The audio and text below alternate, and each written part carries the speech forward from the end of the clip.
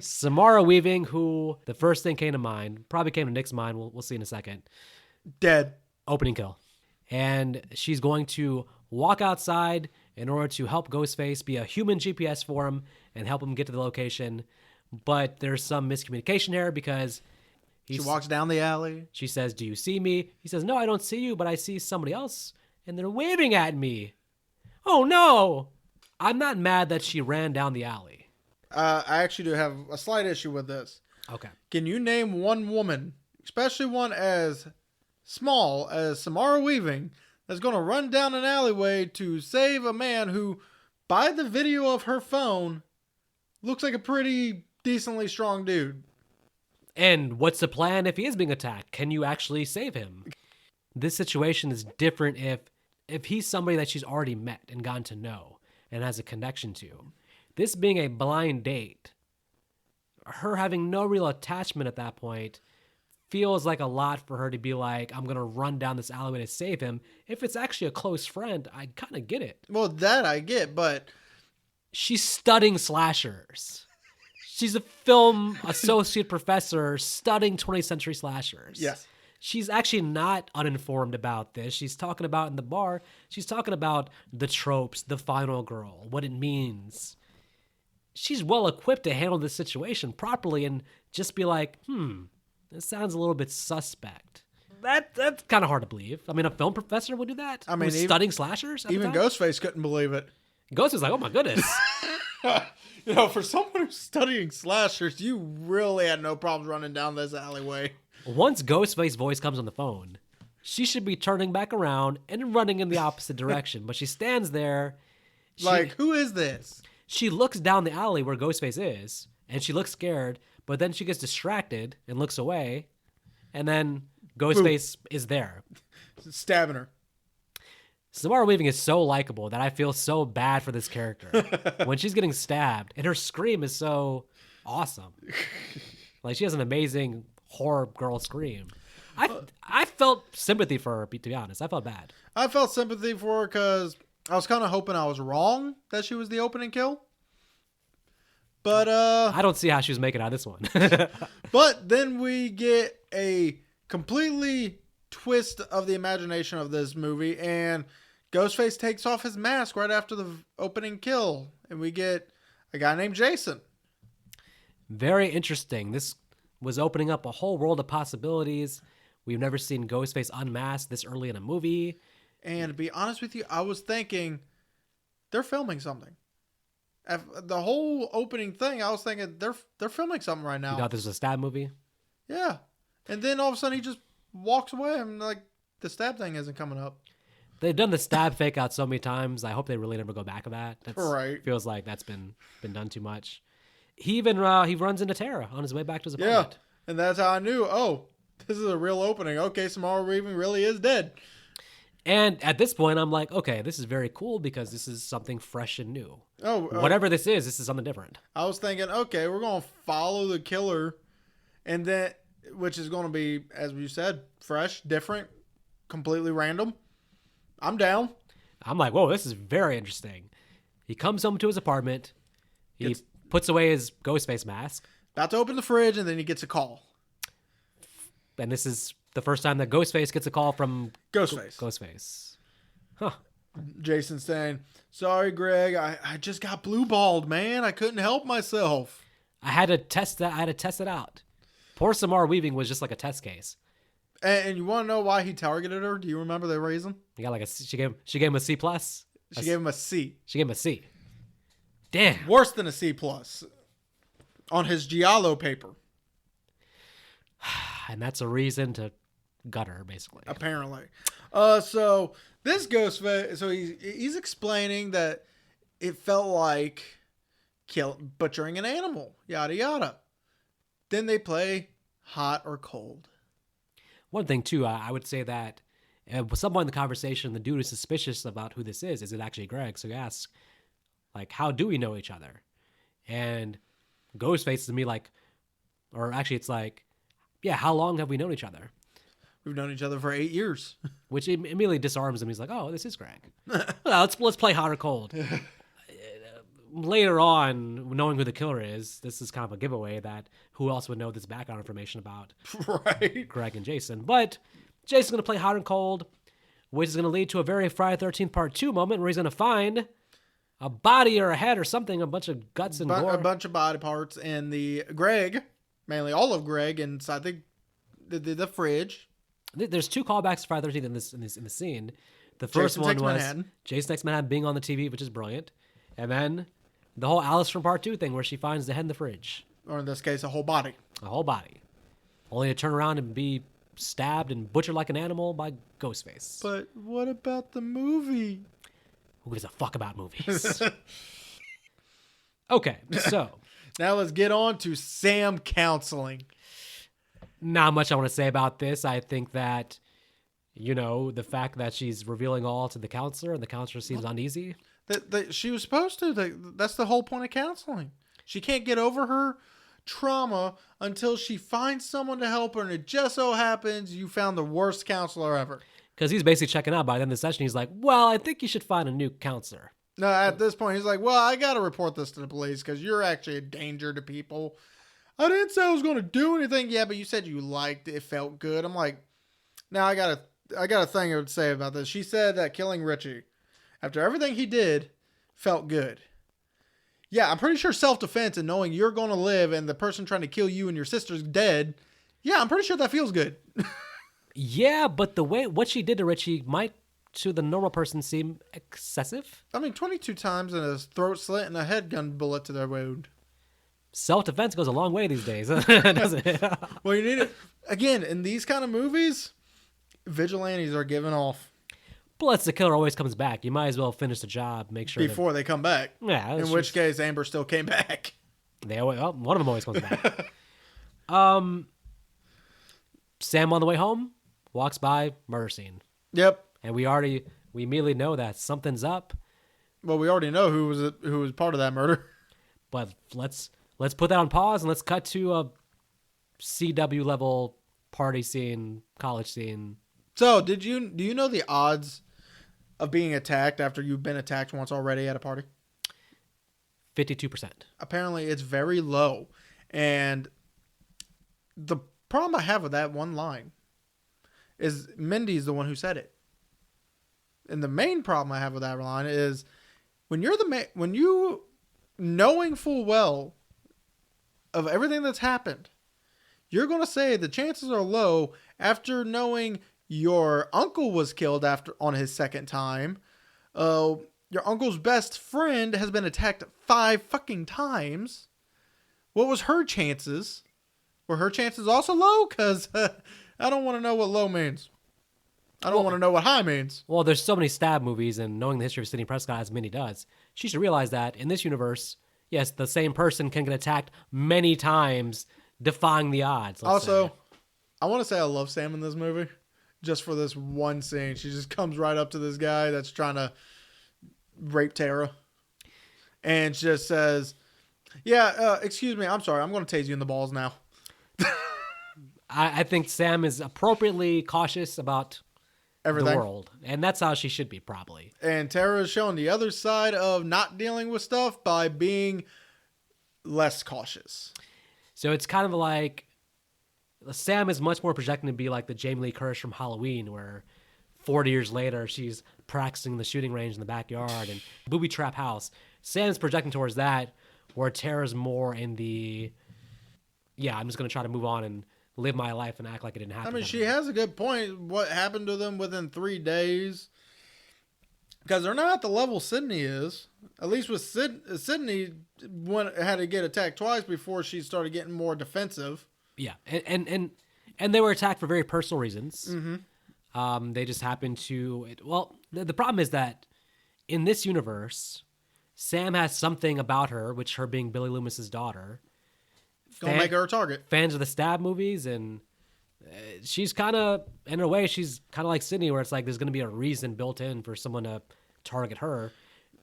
Jason and Greg were going to kill the Carpenter sisters. They said because they wanted to finish Richie's movie. But unfortunately, the new Ghostface didn't give a fuck about movies. Yeah, well, unfortunately, we don't get to know more about that storyline because it kind of goes tripped up over its head. So I just want to bring up one other thing.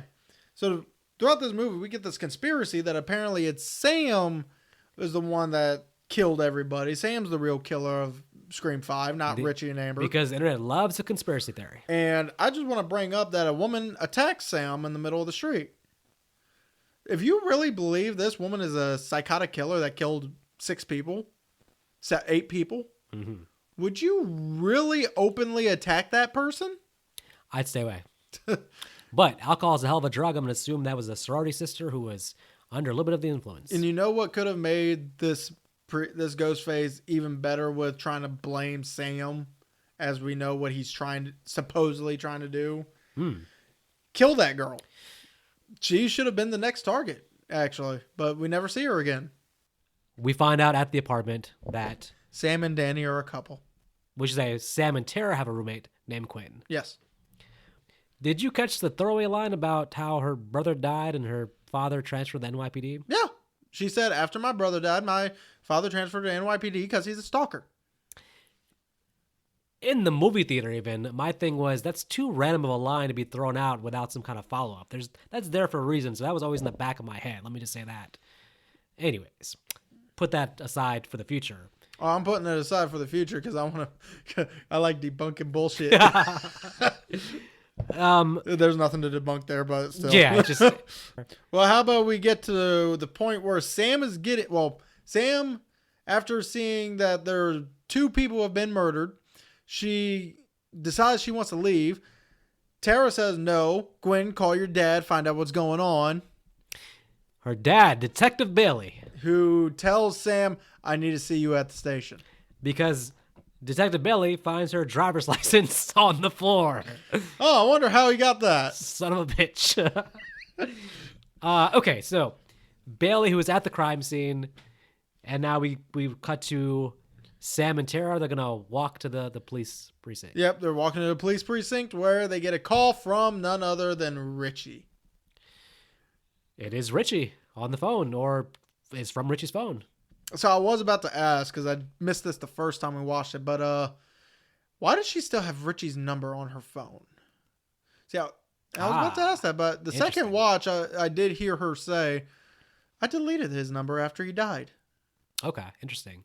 And now, in some cases, of course, the obvious thing would be like anybody can be the killer because they would have cloned Richie's phone or just use some kind of program to put the name there, basically. Yeah. But this is going to turn out this is probably actually coming from Richie's actual phone. Yep, and it just so happens to be Ghostface. Ghostface, who gives another slight clue here when he says, you're going to pay for what you did. And she goes, what are you talking about? I didn't do anything. This sounds to me like a revenge motif. Someone who wants to kill Tara. I mean, they always want to kill. Yeah, but this doesn't sound like somebody who's doing a movie thing. This sounds like somebody who wants revenge. It can't be revenge. We already had revenge in Scream 2. Why would it be revenge a second time? Because this is the part 2 of the new trilogy. They're going to get attacked by Ghostface right there in the middle of the street. Yep, and they go into a store where Ghostface kills 3 grown big guys. Now, this is pretty badass. He walks in, some dude's just like, we got a problem? Ghostface stabs the shit out of him like 5 times, showing there is no problem for Ghostface. Stabs another guy in the throat. Who comes after him to try and... You'd think if you're going to pull someone around after just seeing him stab someone, there's a good chance that guy still has the knife in his hand. Yeah. Wouldn't you think if you're going to pull him around to at least bring your hand up so that knife doesn't go into your neck? Props to the cashier, I'm assuming the owner of the place. He's not messing around. He immediately shoots at Ghostface too. It's not just like a threat. He's like shooting at him. Which I will say the editing in the movie is much better than what we got in the trailer, because the trailer made it look like Ghostface was super speed. Well, and this one... Did you notice the guy actually has control, but then he gets distracted by Tara and Sam being like, give us the keys, and then Ghostface sneaks up on him? Yeah. They basically cause him to die, because he actually was from a strike position, because he has the gun and Ghostface does not. He just has to stand his ground, but he's like, oh, the keys, go to the back right there and run that. Rah! And then he's too late, and Ghostface gets him, and another clue, Ghostface handed the shotgun. With one hand. This is at this point in the movie, this is the most badass Ghostface so far. He's pretty bold. He's coming in public places and taking out all the customers. I mean, Mickey was bold. Well, Mickey's the boldest, by far. Mickey's like, I'm gonna sit down in this movie theater and kill you in front of all these people. I like this whole bodega scene. Oh yeah. They have a little cat and mouse chase through the aisleways. These kind of scenes were actually, in my opinion, missing from part 5. Like chase scenes or suspenseful scenes like this were just not in part 5. There was some suspense in part 5. There was none. This There movie has was. way better chase scenes, way better everything. So At least the first half, I will agree with you on this. yeah, they're not doing the Jason Takes Manhattan thing where the movie's on a cruise ship. They're actually taking advantage of the Manhattan setting, Right. even though this is also filmed in Canada. I did notice again. I did notice that Detective Bailey was quite pissed off that Kirby's here. this FBI agent is impeding on his case because he really wants to solve the case, so he doesn't feel like he needs outside help. And she's not saying she's taking over the jurisdiction. She just says, we'll be partners. Let's work together because I have a special interest in Ghostface murders because I was attacked myself. Now, personally, I know there's a throwaway, it's pretty much a throwaway line, as me and you have argued about. But me personally, whether she's still with the FBI or not, I don't think she's here with the FBI at this point in time. I think she's here by herself. Obviously, she doesn't have a partner. If she was here investigating a series of serial killing murders, I think it could be like Beverly Hills Cop, where she takes leave, and then she's with the FBI, but this is like a side thing. It's not like authorized per se by the FBI, but she's still using her resources because she does, as she said, she has an interest personally to figure out Ghostface stuff. But I don't think the FBI is just being like, yeah, just we're gonna give you money, spend your days doing the Ghostface thing. Well, So the reason I don't think she's getting any help from the FBI is she has no partner. I'm sorry, in a case like this, she would have a partner. Also, in cases like this, you'd be forced to wear body armor that says FBI on it. I think it's not weird, but given her history, maybe it's like just the fact that because she was attacked by somebody she knew, she's just hesitant to even have a partner. So she maybe told her bosses, hey, I'm going to have to work alone because I can't trust my partner's not Ghostface. Fired. Well, you can't be an FBI agent. Exactly. FBI isn't going to take that kind of risk. All right. This is the point in the movie where I'm going to unravel the curtain for those who already know because you've seen the movie, I'm sure. Detective Bailey, of course, is Ghostface. The first one. The first one. Because now we want to get into, of course, from the Ghostface perspective, he can control things better if Kirby's not involved. Because, hey, I'm running the show here, so I can control things, but if Kirby FBI agent is here, this is like not a part of the plan. Right. Okay. That's set. And now, one thing he told them, Sam recognizes Kirby because they went to high school together, which I guess timeline-wise does make sense. Yep. Sam and Tara have the right idea. They're like, we're leaving town. And Bailey's like, nope, you can't. You're a person of interest. You have to stay here. And I would have thought that would have been just a Ghostface killer thing. until Kirby. But Kirby backs it up with like, yeah, he's right. Well, like, to oh, be fair, okay. he was. He Okay. used police lingo to get them to stay. Because they are a person of interest. At the moment, they can't be, or at least Sam cannot be ruled out as the killer. Because there was a speck of time, not during the murders, but there was a speck of time where she was alone. From the walk from her therapist back to her house. Yep. But the time when the two people, Jason and Greg, were killed, she was with her therapist. So she has an alibi until that alibi gets killed. Let's talk about the therapist. He gets stabbed in the nose. This is pretty brutal. Eh. I thought it was a good death scene. I mean, it was a good death scene. What I was wouldn't call it brutal. It's just, to me, it feels like another scream stab. And this was just to get rid of the alibi? Get rid of the alibi. Take Stole the file. her files. That way, it does look more incriminating against her. Because now, if you have no one to talk to, you can't corroborate the alibi. And Bailey can say basically, or Bailey can say that the therapist was planning to turn over all the files to them, or He actually already reported it. He already notified them. Okay. Yeah. Okay. Well, okay. I can buy this as part of the plan. Oh, we didn't touch on this, but I guess we should talk about the budding romance between Tara and Chad. Yes, they kissed or almost kissed and then got cock-blocked by the sex-positive chick. I'll say this. They had, if you remember, they actually had no scenes together in the first movie, really. Not really. Like, Tara was pretty much set apart from the group in the first one. Yeah. So this is kind of out of nowhere, but these actors are so likable that you kind of cheer for them anyways. You root for them. At least these two. Mindy and her girlfriend? We don't see enough of them together, but I like Anika from what I can tell, but she doesn't get enough time here. So Well, the only reason you like Anika is because she jumps into action to save Mindy from a gruesome death by getting a gruesome death herself. sometimes you got to take one for the team. And her being the new character and the expendable one, she got to take one for the team in this Nah, at that point, I'll be like, sorry, Mindy, I'm taking your spot.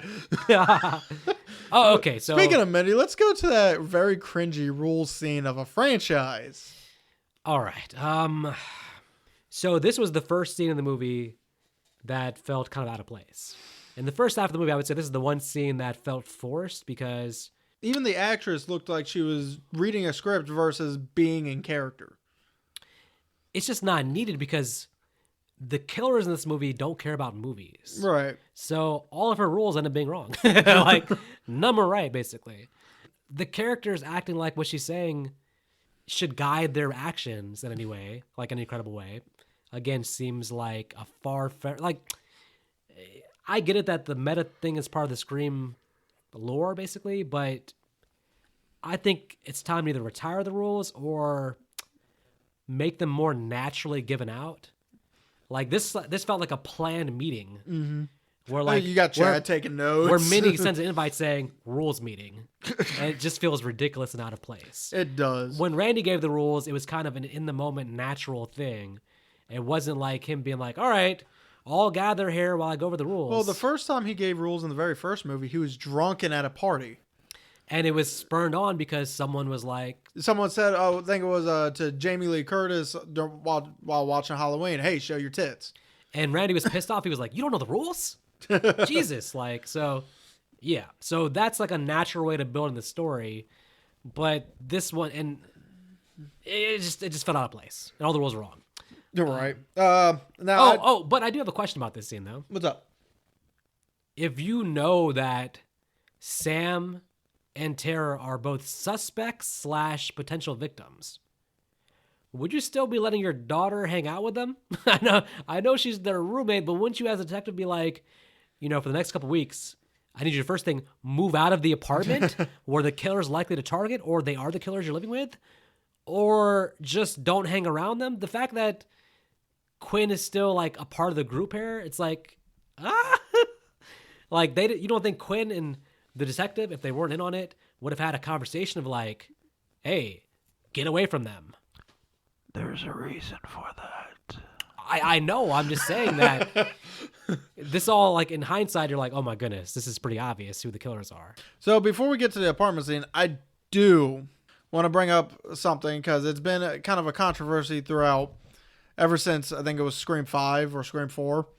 And that is, there's a scene in here, the crime board scene, where they were talking in front of the crime board scene. You see all the different killers. Mm-hmm. Now over by Stu, you see it says death 1996, but you also see a question mark next to his picture. Yes. Everyone online says, oh, that must mean that he's alive. And I'm like, now, I'm not going to say he's alive or dead, but I am going to say, does that mean Mickey is alive? Because he also has a question mark next to his name. The only Mickey that's alive is Mickey Mouse in Disneyland. The Mickey from Scream 2, he's a dad. No, he switched cheese. He could still be alive. Maybe Mickey has a daughter or a mother, but himself, gone. Stu, I think he's dead. They're just playing with the fans by keep throwing out those Easter eggs to like get them to hope, and the fans online do hope that Stu comes back. It'd just be very hard to explain. Yeah, I guarantee you they bring him back, and all of a sudden all the people who's been wanting him back is like, how did they do this? There's the X-Men, there's the Fantastic Four, This Fast and Furious group. and the Core Four. Ah. Join those groups of the elite superhero groups that will, through thick and thin, stick together, show superhuman abilities to recover from devastating injuries. We have the Core Four, that being Chad, a Tara, a Sam, a Mindy. They're sticking together. And the fact that Anika is not a part of the core four is not a good sign for her in this next scene. Or Quinn's boyfriend. Quinn's boyfriend now. Okay, so who we never see. So we should address this scene where Ghostface is in Quinn's room behind her. While she's talking to Bailey. Talking to her father, Bailey. Ghostface sneaking up on her, but then decides to go into the shower first to kill the boyfriend. Yes. Knowing that Quinn is a killer, and knowing that she's on the phone with Bailey, so that must be the other killer, Ethan, Yep. behind her. At first glance, the scene makes no sense. Why are they putting on a show? But it had to be, I guess, to attract the attention of Danny from across the street. It was to attract Danny across the street. That way he can, I guess, take pictures, even though we never see him with a phone. Take pictures and somehow send it to all 4 of our main characters, even though he only has the number of Sam. In the theater, this is very confusing. Who sent the messages? Who sent the pictures? But it has to be Danny. The angle of the picture is literally coming from his angle. Because we even see, like, I guess, really his point of view of him looking at Ghostface. We see his point of view there. It's the same angle as that picture sent to Sam, Tara, Chad, and Mindy. So, of course, he has Sam's number, so he sends her, but he also... How does he have Tara, Chad, and Mindy's number? I guess he has... Have they all been flirting with him? The man had a... I guess in his phone, he has a name, Core 4. And all right, let's put that aside. The bottom line is they see some shit's going down. They walk up to right outside of Quinn's bedroom, and wouldn't you know it, Quinn's body comes flying out the door, hitting Anika in the face. As everybody panics, Ghostface comes out. First thing, slashes Mindy in the arm, which Mindy immediately is, I'm feeling woozy here. Is immediately feeling woozy. And now we're going to have a scene where Ghostface is kind of on the floor, overpowering Anika. Yep. While Sam goes to the kitchen to apparently make a peanut butter and jelly sandwich or something that's going to be taking a long time while Anika desperately seeks Yeah, help. because you think the minute she runs to the kitchen, notices, oh, no knives. The first thing I'd be using is, what can I pick up then? Anything where you can clobber in the back of the head, which Yeah. should be anything in the kitchen. Like the damn knife block. Instead, she takes a moment to contemplate if she should buy some new silverware, while Anika, thrown up against the wall, Gets gutted. stabbed and gutted upwards in a Yep. scene that made my stomach hurt. It did hurt. Now, if Mindy's feeling woozy by one slice in the arm, poor Anika now is really going through it. Really? Because she doesn't look like she's going through that much pain. She's just sweating a little. She's like, I might need a Band-Aid. It's like, Robitussin. Right. Who's got the Robitussin? Maybe some Tums. I'm pretty sure she's having a little bit of heartburn. Listen, this scene is pretty tense. They manage to barricade Ghostface out of the room, and then Danny makes himself useful by... Pulling out a fucking ladder. I guess he's done this before, because the ladder perfectly fits across to their apartment, and now they're going to do the whole thing where they climb across the ladder. So, So... end this scene. Okay, it's fine. It's cool. We get to Anika, and she's climbing over there. One, how does she have the strength? She should have passed out from the lack of blood by now. But as she's climbing across this ladder, Ghostface then comes up and just starts slamming it up and down, trying to get her to fall off. Yep. Question, why doesn't he just push it off?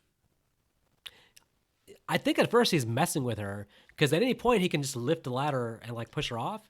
At first he's actually torturing her by making her scared. And if you notice at the very end, she actually gets within inches of actually reaching for Sam's hand. Mm-hmm. If Sam would have got to her hand, she actually might have been she still would have been gutted and died. Yeah, she was already dead no matter what happened. I think there was an acknowledgement of that by just her and Minnie deciding that Minnie was like, okay, I'm gonna go first.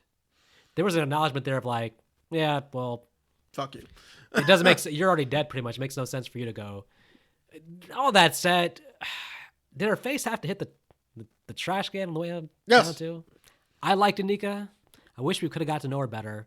I'll say this. The actress, though, does a great job in this scene of showing the fear on the ladder. By then, the ladder thing, I felt bad for her even.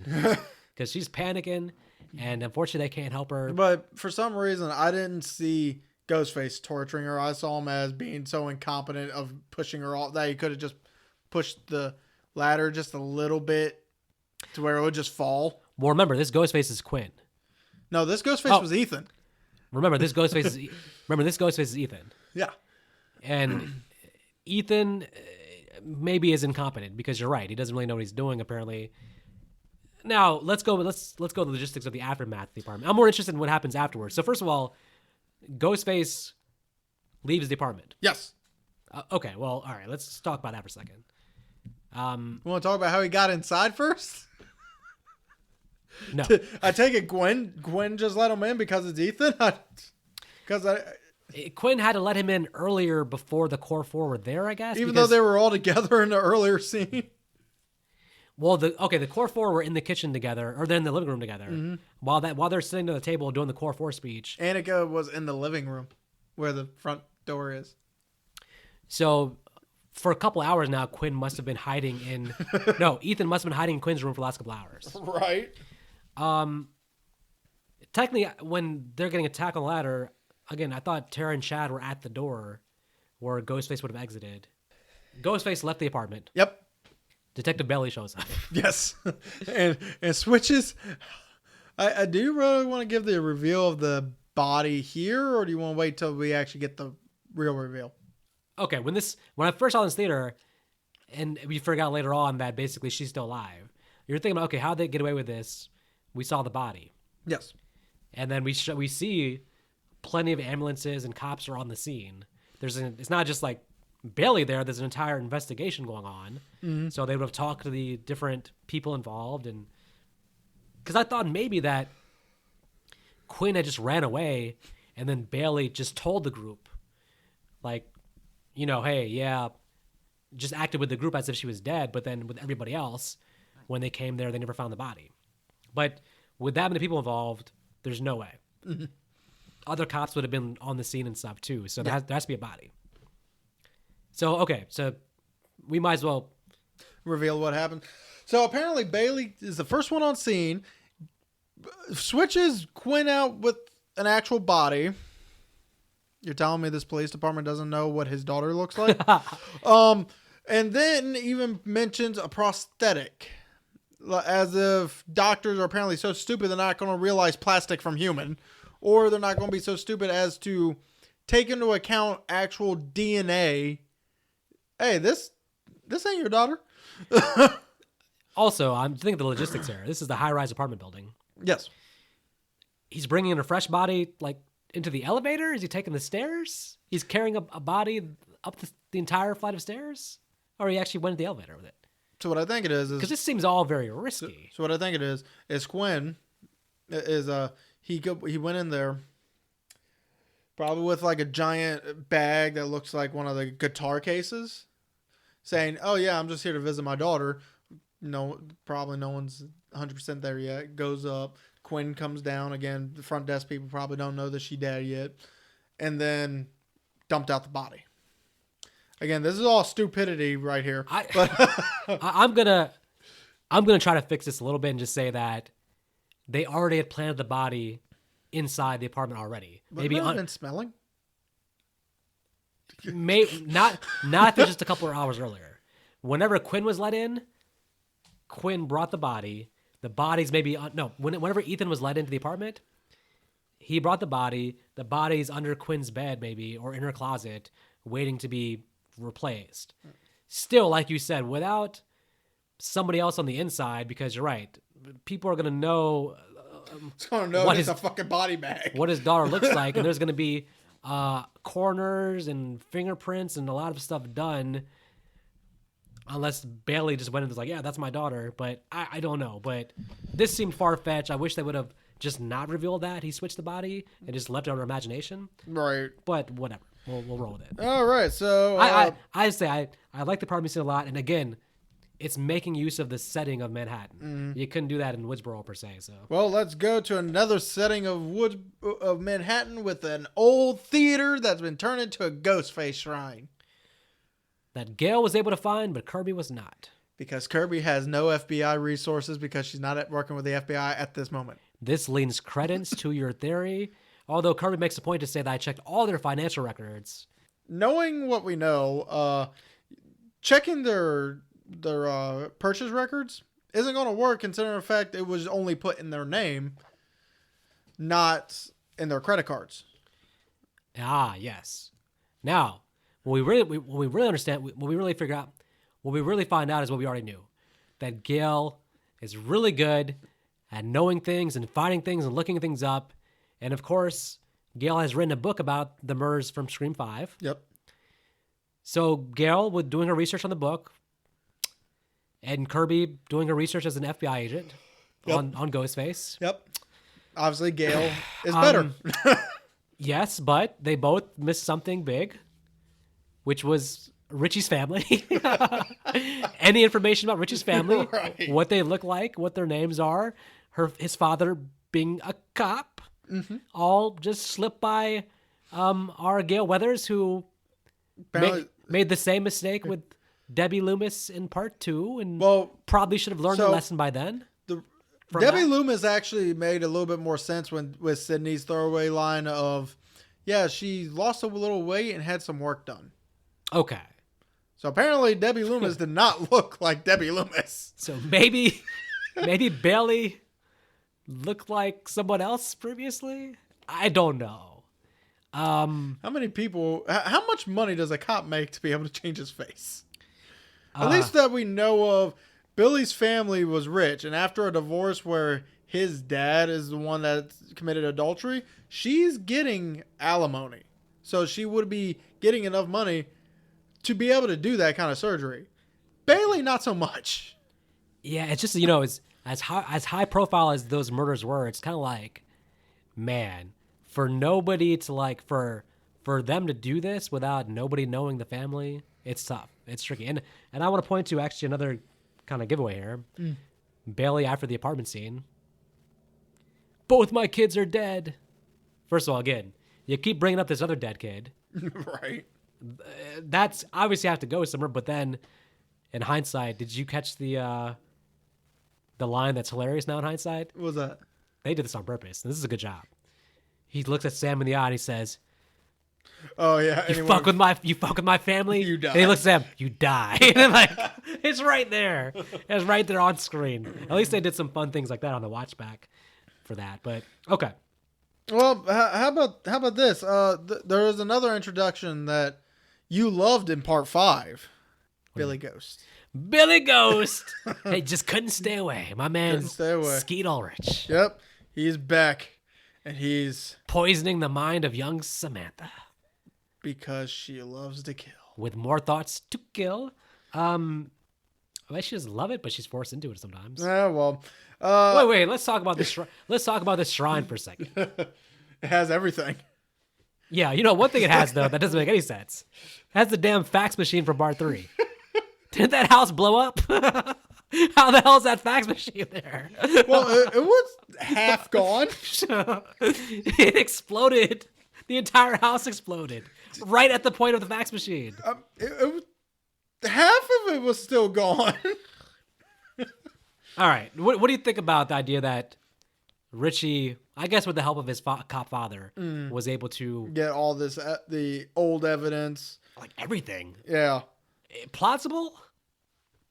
No. This is not something you can go on eBay for. You have to actually go through evidence lockers, take it out. From different states, different locations. See, there's stuff from Scream 3. Yep. One thing conveniently missing, though, is that damn voice changer for part 3. Why would if they would have found that and been like, oh my goodness, we are going to be billionaires. We found the greatest invention known to man right here, the voice changer for part 3. Well, you know what in this scene it was not needed? Kirby and Mindy talking. I don't mind this scene because I think this is the one scene where they're trying to give us the old Kirby. She was a horror buff, so it's nice to know she still is. And Scream 4 felt realistic, felt natural. This one, just understand she's probably trying to connect with somebody in the younger years to that way that younger person can then trust her considering the fact of what they're going through. You can't trust anybody. You felt like it wasn't natural for Kirby to be like, I hear that you're a horror fan or you're a movie buff. It's kind of weird how it's brought up. It's the whole thing's weird. Like, then all of a sudden, favorite Nightmare on Elm Street, the original. I'm like, no one would ever say that. I'm sorry. You didn't like the scene because they didn't shout out Dream Warriors. I prefer the original over Dream Warriors. But everybody else in the world prefers Dream Warriors. Well, You're telling me these two think the same as me? Well, I had more of an issue with them talking about Friday the 13th, and she says part 2 and she says final chapter. Okay, Jason Lives is by far the most popular Friday the 13th movie. And then, what horror fan is like Candyman original or Candyman requel? Both. The original Candyman is a flat out classic. I didn't know the requel it's equal, but okay. But still, I like the scene. I just don't agree with their answers. So. I don't agree with the scene. How about we get to what could have been an amazing scene if it just had the payoff? Gail. To get to Gail, though, we have to get through daytime phone trap scene with Ghostface, where Ghostface already knows the plan, which immediately clues you into the idea that someone on the inside has clued him in. Yep. Okay, I got a question about the scene too. Again, another question, because they cut to the van, right? And Ethan's there in the van. Yes. Just to lay out how suspicious Ethan is, I mean, if you're Ethan, why would you want to be involved in this friendship group where you're going to be a target? Why are you there in the van? He's like, he barely ever talks in these scenes. He feels so out of place with the group. Like, who would be like, oh, these people are being targeted. Let me stay with them as much as possible. It's just kind of suspicion off of him. No, I know, but I'm saying that if he wasn't the killer, this would make no sense at all. It only makes sense when you look back and be like, oh yeah, he's there. So because he's there though, when we get to Gail, okay, another thing too is like they find out that the killer is at Gail's house. They find this out, which looks to be in broad daylight in the middle of the afternoon. Yes. Gonna go to Gail's apartment, and it's nighttime now. Yes. Ghostface decided to wait hours. Was there not a thought to maybe just call the apartments and alert them of what's going on? Have somebody knock on Gail's door and say you're in trouble? Because this is a couple hours later. Or maybe call Gail herself. You have Bailey, who's with the cops. You have Kirby, who's supposedly with FBI. Why are we cutting to Gail a couple hours later like nobody's gotten... How long did it take them to get across town? Sam and Tara are driving there. You also forget Sam has Gail's number because Gail's tried calling her before. When they said across town, do they mean like in Nilbog or in Crystal Lake? Because how long did it take them to get there? Now think about how big Manhattan is. It's a big city and traffic. This movie has a lot of funny moments though, and one funny thing is the boyfriend answers the phone, and Gail's like, "Who is it?" And he's like, "He says the killer." It's like, you're not going to take that more seriously, my guy.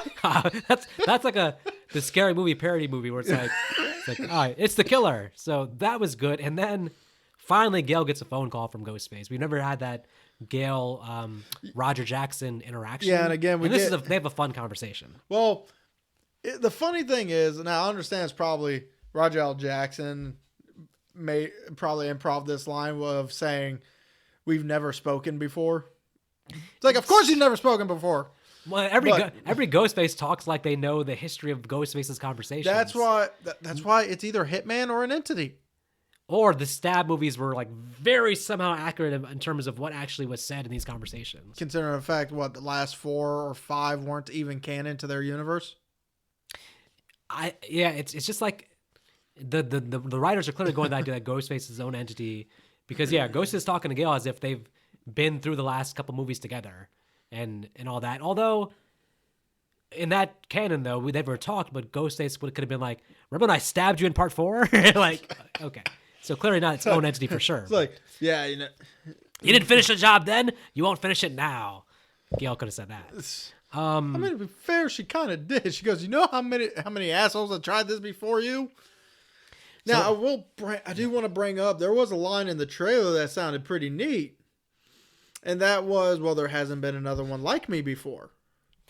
When they realized that wasn't true, they took Took that out. the writers were real like, quick. "Wait a minute, we're about to contradict the shit out of this. That ain't true. Take it out." All right, let's talk about the fact that because Ethan was in the van, and because Tara and Sam stole Bailey's car, Yep. we can use our math skills to figure out that It's Bailey. this killer it's Bailey. No, this killer, Quinn. This killer's Quinn. Now, I'm gonna give the writers their thoughts on this in a second, but we see in the background for a second during the conversation the boyfriend, all of 375 pounds of pure muscle, He's a linebacker, people. attacked by Ghostface, dragged out of the picture. Not while Gail is like talking to Ghostface, but while Ghostface himself is speaking in a calm voice, we see the same Ghostface attacking the boyfriend. This is the most chill Ghostface ever. He's multitasking like a mother trucker here. He's giving a nice monologue to Gail and also taking out linebacker boyfriend. Yep. And then he's going to proceed to throw linebacker. Through an indoor window. Okay, here's the thing. Maybe Quinn did gymnastics and it's like is stronger than she looks. To pick up someone triple her weight. Adrenaline? So you want to give the reasons why the writers had Quinn do this? According to the fun interview I saw online with the writers on YouTube, which I would encourage all the fans to look up to just get their thoughts on things, but it was the idea that they actually heard the feedback about Amber and how she was so strong and what she did to Dewey in part 5. Instead of correcting that, they decided to lean into it and be like, hey, let's just go there. Let's just make fun of the whole thing and lean into it. They're going to purposely have Quinn, the young girl that we saw early in the movie, looking like a normal teenage girl. She's the one here killing Gail's linebacker boyfriend. She's the one chasing Gail at top speed. And everything we see in the scene is going to be Quinn. All that said, I do love this scene up until the end of the scene. The whole first part of the scene is amazing. This is an amazing chase scene. This scene, chase-wise, again, better than any kind of chase scene in part 5, was what was missing from part 5, in my opinion. Part 5 didn't need chases. It was a problem with part 5, I feel like. But Gail finds herself with a gun. Hangs up the phone, tells Ghostface to hold on, and then call Star 69's her. Amazing. Because when she says, hold on, you hear Ghostface like, huh? It was like, what? Brilliant. Shoots Ghostface. Because you actually hear like, oh. No, personally, if I was Ghostface in that scene, the minute she hung up, I'd be like, not giving her the chance. I would have just darted right out of that room because her back was turned. Granted, Gwen wouldn't have seen that. Was he in a room or was he in a closet? I didn't see where he came from after that. It doesn't really matter. Okay. All that said, if you're Gail and you shot to the door, you heard a oomph. Do you actually approach the door like that, or do you just be like, hey, I'm in a position of strength where I'm standing. I have the gun. He's clearly in there. He has to come out of there. I can just stand back, chill, get a chair. I can... She's like very... She does some things in the scene where it's like kind of like she's being the aggressor when she's just hanging back, like when she's in the room. Mm-hmm. And the first time she shot to the door, she's like, I'm going to shoot you in the head. And then she runs to the door and opens it. But what if Ghostface was right there and just stabbed her right in the face? But not that, but like you are in a position of strength. You have to let him come to you. Mm. When you go to him, he becomes a position of strength. So same thing here. Like she runs to the door and of course, predictably, he barged the door. Now we're back to a normal chase thing. It's not even a chase anymore. It's just an all-out fight at this point. Lovely. Because props to Courtney Cox. This is props. I mean, nothing can beat that chase scene in part 2 with her, but this is probably my second favorite Gail, anything she's done in the series. Moment. Yeah, because this is an actual fight she's going through. She gets stabbed twice. She now really can't run because her leg's been stabbed. Yeah. So she does do what she can to fight, and I guess we get our first instance that this is more of a woman than a man because Gail flips this woman over her shoulder and into a table. I mean, sure, it was Gwen was obviously running at her, but still flipped her over. I think Gail said, "Hey, if you don the mask and you get to have superpowers, I'm a legacy character. I get to have superpowers also." Gail would have won this fight, except that she fell victim to the killer plays dead, but it's actually still okay. Yeah. Well, she didn't have her gun, so instead she goes up, she grabs the knife, and when she bends down to stab Ghostface in the face, she gets stabbed in the gut with a shard of glass. And that's it for Gail, but thankfully, finally, after all this time, after being stuck in traffic for the last 3 hours, after stopping at Wendy's to get a quick bite to eat, here comes Sam and Tara. And that's when Ghostface runs, and you're telling me Sam is a shitty shot? Oh, no, it was Tara that shot. So, either way, one of them shot. And it was shitty because Ghostface wasn't even moving. One, how did Ghostface not hear them come through the door? Ghostface, when he leaves these scenes, he always has a great exit plan. he knows how to get away without being seen. And the part where I say this was a great scene up until the part where we don't get payoff, and that payoff is Gail dying. Honestly, I feel like this would have been a great death scene for Gail. A great outing. So I clock this. This is about somewhere between like an hour and 20, hour and 25 minutes of the movie. At this point, we have about a half an hour left. Up until this point, I actually do feel like everything's been pretty good. It's really just sticking the landing about this last part of the movie. The problem is that, yeah, a lot of like things start to add up that don't make sense. So with the Gail thing, so it's filmed as a perfect death scene. Mm-hmm.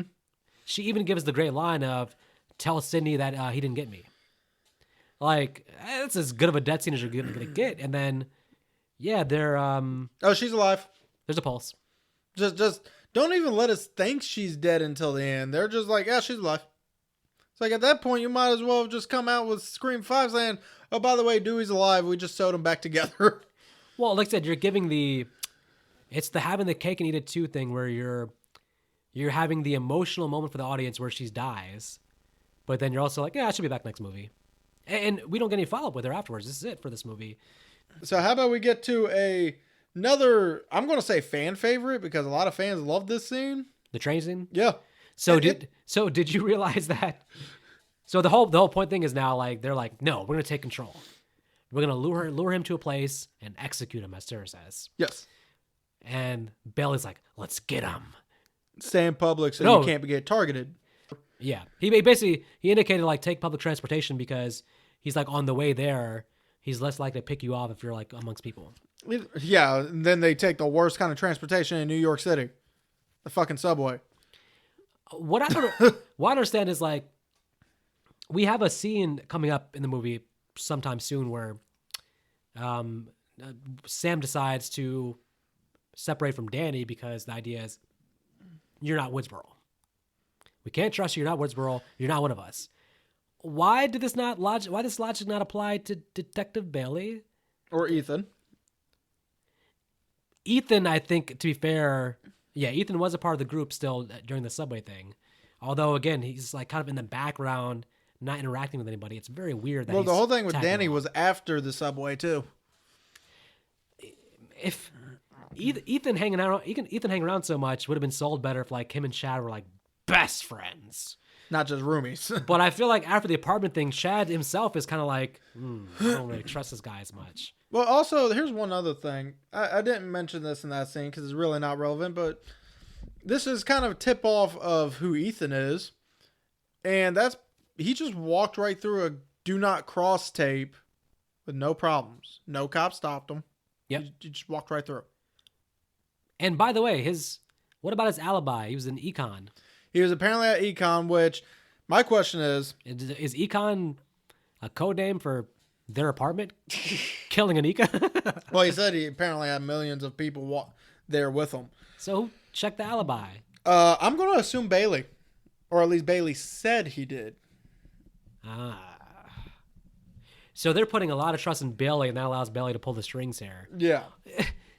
We can say that Bailey set this up, so now he's like, all right, it's telling Quinn, hey, follow them, try and Ethan will be with them, so Ethan will text you updates of like what's going on. But for this to work, they had to be separated somehow. Mindy has to get separated, which just seems to happen naturally within the crowd. Yeah. It's not like Ghostface did anything to separate them. No, because what it was they were kind of getting pushed because, you know, it's crowded. It's Halloween. They're all trying to get on, and instead, Danny grabs a hold of Chad to pull him into the train because Danny's like, well, we shouldn't be separated. But he didn't take into account that Chad may not have had a hold of Mindy, or the doors were closing too fast for Mindy to be out, for him to have grabbed Mindy. Yeah, and just so happens that Ethan was also behind, and now he's on the train with Mindy. Yep. And then we get this really neat scene of a bunch of ghost faces. There was a Michael Myers mask too. Michael Myers, Pinhead. I think there was a Freddy. So, fun fact for anyone who reads mangas, there was also a Judge mask on that train. It's like a tattered bunny-looking mask. Really? And it's from a manga I read called Judge.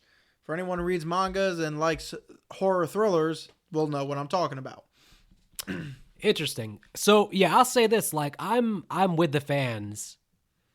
The setup of this scene is fantastic because you have them on two different trains. On one train, there's like all these random ghost faces. Oh, they're on both trains, actually.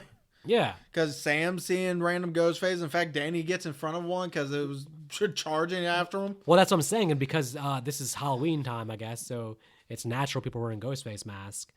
But it's a very well done suspenseful scene. And again, I got to keep hyping it up. I like when they actually take use of the New York setting. Mm-hmm. So this can only happen with this setting, basically. And then Ghostface, the real Ghostface, attacks Mindy, stabs her twice. And then, so we've already mentioned Ethan is Ghostface. I just want to preface that by saying, why the fuck did he just save Mindy? This can be explained sort of, but not really. Ethan, young Ethan, not the brightest guy in the world, as seen by him going along with his family in this whole plot. Ethan, I think, didn't know what to do when he sees Mindy on the ground there. What he's thinking is, okay, Quinn just stabbed her. She should be dead, but she's still moving along. My dumb sister didn't finish the job. He also sees a bunch of people around him, and he sees Mindy sees him. So, Ethan thinking probably something along the lines of, hey, if any of this goes bad, I don't want to be suspected of anything. Mindy sees me. I have two choices. I got to go over there and kill her now immediately, quickly. Or I got to play along like I'm helping her as much as possible. So look at option number one. Go over there and kill her as quickly as possible. He wasn't planning to do this. He's in his normal clothes. There's people around. Does he have like a weapon on him? We don't know. So he's weighing like, okay, I walk over there. I do what? I break her neck or something? How do I know that someone's not going to see me? It's the New York subway. Yeah, but this is different now. This is different now because, there's no lighting problem going on right now. And he's not in a Ghostface costume. And things have cleared out. Mindy sees him. I think, to be fair, what he could have done was he could have acted like he was helping her, but still took so long to help her or did things wrong to where he's acting like he's helping her, but he's really like letting her die slowly. Could have worked for the scene. Then the audience still would not have known it was him as the killer. In fact, they could have thought that he was following the killer if done right. Mm-hmm. Mindy was wearing a jacket. Yep. Ghostface could have taken that jacket, put it on right before getting off. Yep.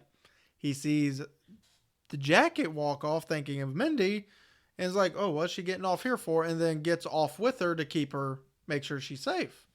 In which case now people are like, oh, Ethan's going to get it now because he's following the killer. Even, I like where you're going with that. Even simpler, you could have made a reasonable case that Ethan, when the doors open, because Mindy's been kind of like telling him to go away anyways, he could have just put his head down and with the crowd just walked off the train. He didn't have to, at that point, he could have made the case that, Mindy kept saying like, get away from me, Ghostface. So I just walked off the train. He could have told Chad and them like, I got off the train. I walked away. I realized, hey, where's Mindy at? I came back. Maybe she's bled out. But the real problem is not any of that stuff. The real problem is that He helped her. it's not even that. The real problem is like Quinn didn't do enough to actually kill her. Like there's no letting her bleed out. Like Quinn stabbed her in a way where Mindy was like, okay. She's like, she can talk. So She's not like going in a shock or anything. She's just like, her reaction's almost like slight annoyance. She's like, I hate these sequels. I was wrong again. She feels like she has a cramp in her stomach, but it doesn't look like Quinn gave her like a death blow. And that's Quinn's incompetence. And that's another fake out. Well, okay. I'm getting tired of these fake outs, man. With good scenes like this, we're not getting any payoff. Well, okay. Yeah, I mean, if you were going to kill the core four, one of them, this probably... Mindy is the easiest one to get rid of. Mindy is the easiest one to get rid of, and this one is such a well-done scene. Let's get to our classic, or famous, infamous, classic, or unclassic ending. Tara is about to make out with Chad. Actually, they are making out. And we should mention that Bailey has called Sam to tell her that Kirby is Ghostface. Kirby is not working in the FBI, as Nick thinks, and then Kirby is actually Ghostface. Okay, now let's get back to our Dawson's Creek moment between Chad and young Tara. Yep, they finally get their kiss, and then Tara gets stabbed in the shoulder. Because Ghostface does not like romances. Nope. He's going to stab Tara. Yep. Which now leaves Chad beating the shit out of Ghostface number one. Props to Chad. Chad, unforeseen circumstances are going to go against him, but Chad, 1-on-1 versus Ghostface, beats his ass for the next 5 minutes. And every encounter, I'm like, I don't care if Ghostface has a knife, whatever. Chad's going to find a way to beat his ass. So I kind of think it's funny when Chad ducked under one attack and the mannequin's head flies off. He goes, beheading. Like, that was a little good, bit we got that gone. They throw in the humor sometimes. But yeah, then we get to the part where Chad is actually about to finish off the Ghostface. The popcorn machine. Yep, and then a second Ghostface comes up and stabs him, and then we get Chad enthusiastically stabbed by two Ghostface, like, Okay, this is a controversial scene because... How did he survive 40 stabs? Well, I think you just said it. We should say we've now seen the movie twice, actually. Yes. From the movie theater, it looked like Chad had gotten eviscerated. He'd gotten fucked up to hell, basically, by these two Ghostfaces. That's because no one's ever seen two Ghostface actually double team somebody. An amazing idea. Poorly executed. On the second watch, it's very weird because what you said is actually what I'm seeing on the second watch. I don't know if you saw this. It seems like they're gently poking him with the knives. Because they are. There's no like hard stabs. These are like all shallow cuts. Right. I'm like, were they trying to kill him? Because instead of doing 20 pokes, one deep stab probably would have got the job done. Right. But they were just like, I'm like, yeah, like the knife was going in, like the tip's going in, coming out, and then it's so fast that, yeah, you can see where Chad's thinking none of these cuts are that deep, though. It's like 20 shallow cuts. Yeah, seriously. He was just like, am I supposed to tell Tara to run, or can I get up and start kicking their asses again? He looked more annoyed than dying. Well, that said, though, there was one hint, though, that he should have been fucked, though. Like, blood coming out of his mouth suggests internal bleeding. Yeah. So the knives were doing at least enough damage where he couldn't talk and blood was overflowing. Well, he was telling her to run. So he could talk. He was, but it was a gurgled. All right. Oh, okay, so we'll come back to Chat later on. But I'm just saying, I know we're going to, but I'll defend it by just saying that these Ghostfaces suck in terms of like getting the job done because they should have just done one joint stab gutting, but they said, let's play like with a toothpick, like poking something. So no, that would have been neat, actually. It's to picture an homage to Dewey's death, but with two Ghostfaces instead of just Amber. You know, one gets the front, one gets the back, and then up. As you watch the scene, it's an amazing scene. Because the idea of two Ghostfaces popping up and doing that, But the actual watching the execution happen, it's like, the fuck, man. So let's get to the fake out of Kirby being the killer. And Bailey shooting Kirby. And of course, he says, of course it's me. Right. And I'm just sitting here thinking to myself, this should have been Mel Gibson playing this role. He's too old for this shit. Still would have made this probably a lot more bearable than what we get with this guy going over the I'm a hurt father phase. His name is Dermot Mulroney, I think. Yeah. The actor in this role of Bailey. I'm just gonna say I hate that. I've seen him in other stuff where he was good, but He's not good here. His line delivery in this movie is all over the place. Just like I said, just picture with Mel Gibson's like over the topness. Yeah, no. Why does every killer in the movies Have to give some kind of monologue. why when the mask comes off do they all try to be Stu? Everybody who's like becomes a Ghostface killer now, they're all trying to channel Stu instead of doing their own thing. They're all like, okay, we got to be over the top. We got to say fun lines and like all this stuff. It's like, just calm it down and, okay. Richie's Family, the killers. Quinn, Ethan, Bailey. But by the way, before we get to Quinn, I just want to ask something. Yep. How stupid is Sam? What? What do you mean? When you see Ethan revealed as one killer, she then goes, that only leaves Mindy. What about Danny? Quinn takes off the mask and is so proudly. You didn't see that one coming. It's like, yeah, well, you died off screen. So the audience did, even though Tara's like, we saw you die. She was like, yeah, no shit, you died. All right. Now, much has been said about this ending, and we don't want to pile on, but we'll say a couple things. I just want to point out a few things, my issues with it, because we have 3 ghost faces against 2, being Sam and Tara, even though Sam and Tara are able to get bricks in their hands. Good for them. And Bailey has a gun. By the way, I want to mention, people apparently think Gwen is a powerful ghost face because she can take a brick to the face.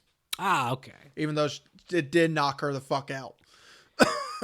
Yeah, I like the setting here of the theater because obviously they're going for that Scream 2 ending in the theater. So call back to that, and then you have Richie's Home Movies playing in the background, which is pretty cool.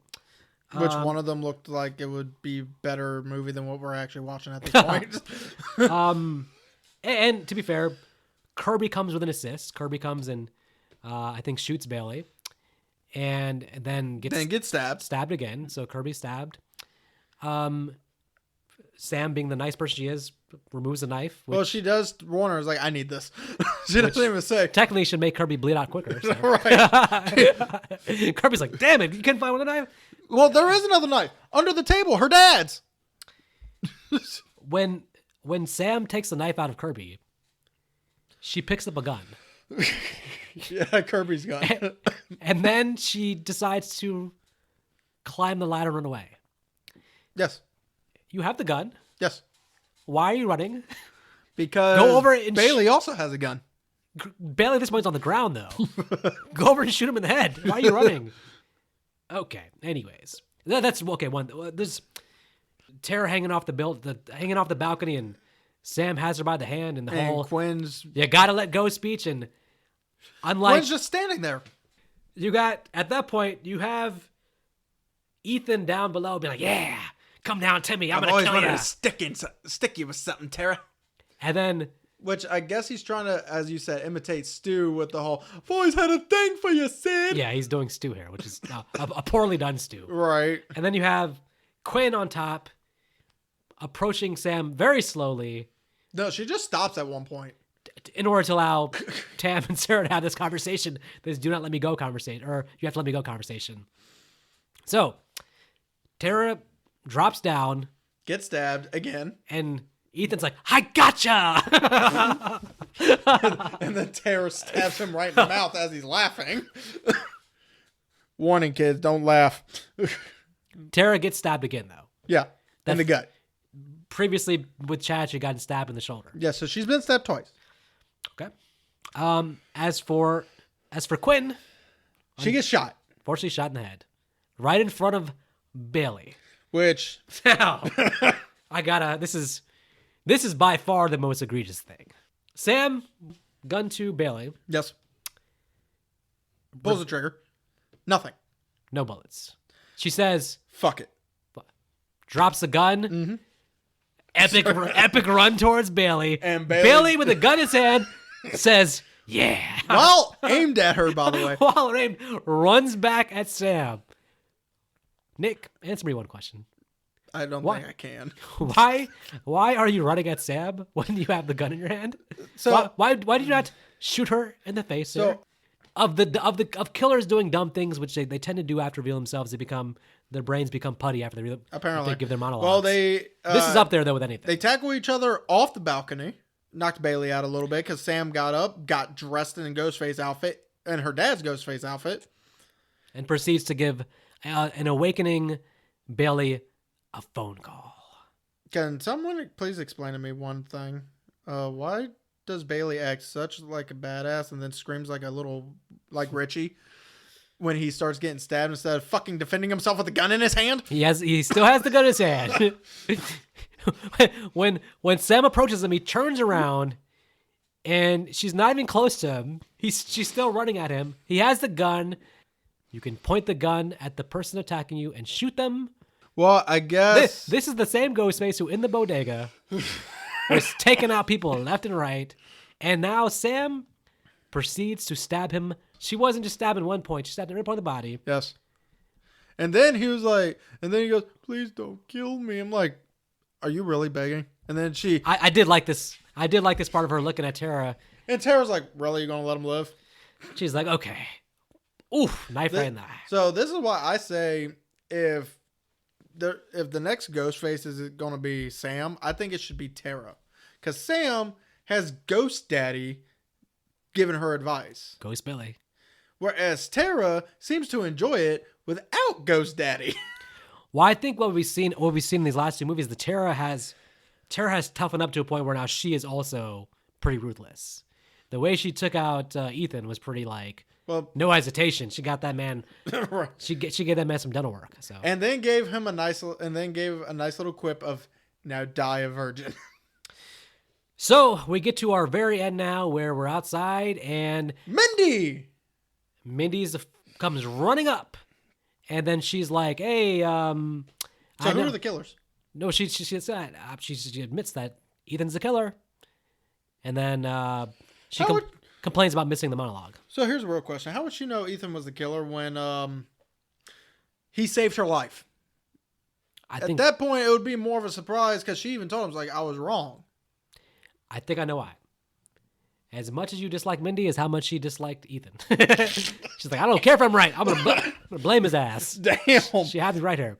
Now, there's something else though, because young Tara is not satisfied with this ending. She wants her budding romance to continue. Well, good for her. Chad's alive Chad's alive. because he was only poked 40 times. It wasn't that, man. It wasn't that. It was the power of friendship. It was the core four. No, it was the power of love. Remember when I told you about the heroes? Fantastic Four, the X-Men, and now the core four, because he showed some Wolverine-like regenerative abilities. He's alive. Now, No, he was poked. He wasn't stabbed. the thing is, like I said, in hindsight, that's such an epic death scene. Why not save that for an actual death scene? If you're going to have two ghost faces attack somebody. Yeah, now we're just going to be like, oh, cool. You lower the stakes a little bit because now it feels like we're getting tremendous plot armor, or the writers basically... They're all Vin Diesel at this point. Categories? Best performance. I'm going to give it to, what's Sam's actual name? Melissa Barrera. Melissa Barrera. I think there was a lot of hesitancy. There was a lot of doubt, I think, from Nev Campbell fans and Sydney fans, Scream fans, about how does the franchise move forward without Sydney? She's been in every one. She's played a part in the ending of each one. She's always the final girl. How do we move forward without Sydney? I, for one, have to be honest, I don't think she was missed here. I was fine with the explanation of she's off having her happy ending. I don't feel like they need to bring her back. I'm good with it. And a part of that's because I feel like it's now Sam's franchise. Last movie, didn't feel that good about it because I feel like they didn't do a good job with their character writing-wise, and I feel like the acting was a little bit off, but she's the anchor of this movie by far. Yes. Her character is way better. The acting is way better, and I'm excited to see where they go with her character. Yeah, I'm saying Melissa Barrera as well, pretty much for the same reason. So, worst performance. Worst performance is Detective Bailey. Every line is terrible. So, I'm going to be controversial because mine is Mindy. Why? Every movie. You probably said that in the last one, I think. Most likely. You did. You said the last one, too. But yeah, it's Mindy still because every time her character freaking speaks, it's cringy, makes no sense. And in fact, in the second half, she only had one line the whole movie. Ethan is Ghostface. That was her one and only line the entire movie after Gail's scene. All right, best scene. Opening for me. Ooh. And I'm not talking about just that one scene. I'm talking about from Samara Weaving's death all the way to fuck the movies. That's a good one. I'm going to go Bodega. Fair. Because it's the first time you see Ghostface interacting with random people and just killing them with no regard. I mean, that's fair. Worst scene for me is the reveal. Oh, this is easy. The whole last half an hour. So what do you want to change? For me, it's kill off the characters that were given death scenes. Sure, that means three favorites would be dead, but... But do you feel like you would have been okay with one fake out? Do you need all three to die? Because I feel like I'm okay with even two of them living, but it's just all three living is where it's like kind of crossed the line for me. It's like... No, for me, you can give me one fake out death, whatever, but... I'm actually okay. I'm okay with the Chad thing in hindsight once I saw how... how unenthusiastically they were stabbing him. It lowers the stakes. It makes Ghostface ineffective because, unfortunately, he can't get the job done. And it has the worst ending of the franchise. But there's some great set pieces, man. I like that Manhattan setting. I like the character. I like the core four. I think all the actors and actresses, even Mindy for me, is okay in this one. But I really like Chad, Tara, and Sam. And I think Sam and Tara are great final girls. But the flaws are there. I mean, there's more plot holes there than there are potholes in Manhattan. So, as I timed on the second watch, I'm with the movie until about an hour, 20 minutes in. As soon as the Gail scene happens, midway Gail scene, when she gets stabbed, that's when things start to pile up in a negative way. So I'm going to go 2 stars. And I will say, even with my 2 stars, that depending on what they do in 7, this movie could get better in time for me. Because by letting everybody live in this one, if they die in the next one, it'll have more emotional stakes in that movie because they're all legacy characters now. But it'll make part 7 better, which may make this better. So I'm going to go 2 stars. For me, the movie had an amazing first half with a bold, strong Ghostface, great suspense, and good setup for the kills. The downfall was the reveal that was the reveal. Great suspense scenes that were not paid off.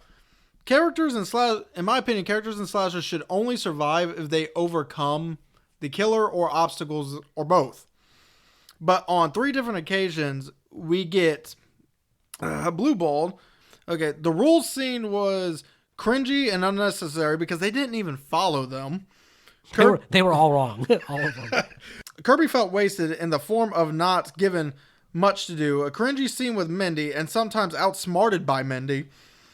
Gail's scene was almost my favorite, but just didn't get the payoff I wanted. The reveal was a bad carbon copy of Scream 2. Quinn was a terrible Ghostface with 1 death. Had some bad line delivery mixed with some good. The score was okay, nothing too memorable. There is a good movie here, especially through the first half and with the suspense scenes, but the last half and the reveal make me wish I honestly had not watched this movie. So I'm giving this... Oh, yeah, wow. damn right. That's strong. So I'm giving this a 1.5 stars. In honor of Scream 6, I'm going to get some pizza, New York style. Have fun. I think I'm getting goulash. You're a ghoul for that then, all right? So